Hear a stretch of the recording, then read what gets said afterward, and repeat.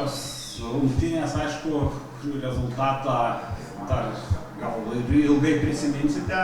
Na ir rungtynės, kurios atrodo aktyviai pradėjote rungtynės, turėjote gal ne 100%, bet kelis tokius momentus, bet kas nutiko kėlinio viduryje? Iš tikrųjų, esu labai nusivylęs pirmų kėlinių. Ne tik dėl to, kad prasileidome tos 3 įvarčius.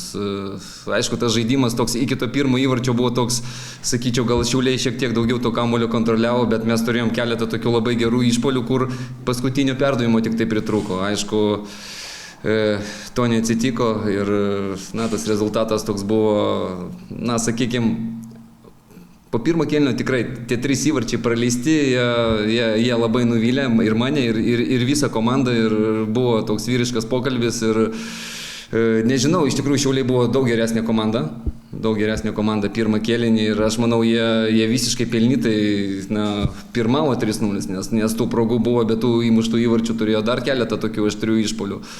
O man kas krito akis, tai kad Šiauliai labiau norėjo, Šiauliai buvo agresyvesni pirmą kėlinį ir toje pasiekoje, kažkur tai mes visur vėluodavom prie antro kamuolio, kažkur tai pirmą kamuolį prasiloždavom ir toje pasiekoje mes tos 3 įvarčius praleidom. Pakalbėjot su vyrais, turbūt ir komanda pati suprato, kad ne taip klostosi reikalai. Pertraukos, matėme kitą vaizdą, matėme iš esmės žaidimą šeimininko aikštės pusėje. Ir sukūrėte nemažai, bet buvo šiandien tos rungtynės, kur sako, kai sekasi, kai nesiseka, tai nesiseka. Žinot, nereikia žaisti su ta sėkme ir sakyčiau taip, mes turėjom gal tos 2 labai gerus mėnesius, kur tikrai labai daug rungtynių laimėjom ir praeiti visą sezoną be kažkokio pralaimėjimo, yra labai sudėtinga. Bet kas atsitiko antram kėlinį, aš manau, mes buvom daug agresyvesni, supratome, aišku, kad tas rezultatas 0-3, jisai, aišku, netenkina mūsų. Ir, pasižiūrėjau tik tą statistiką, mes per pirmą kėlinį nei vieno smūgio į vartų plotą neatlygo.